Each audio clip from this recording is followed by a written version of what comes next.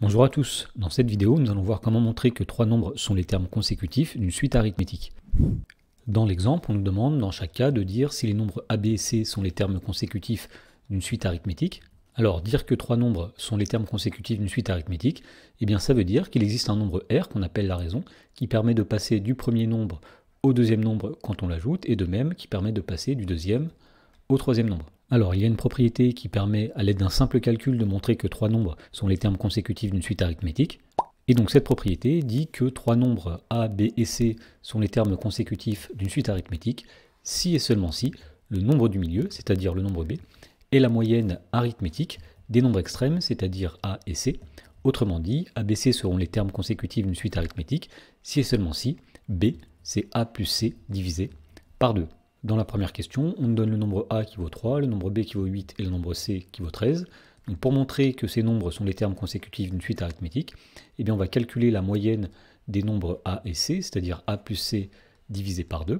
Alors lorsqu'on calcule cette moyenne, on va obtenir 3 plus 13 divisé par 2, autrement dit c'est 16 divisé par 2, et on trouve 8. On remarque alors qu'on obtient ici le nombre b qui valait 8, et donc on peut affirmer que les nombres a, b et c sont bien les termes consécutifs d'une suite arithmétique. Alors dans cet exemple, c'était facile à voir, puisque pour passer du nombre a au nombre b, eh bien on ajoutait 5, et pour passer du nombre b au nombre c, on ajoutait aussi 5.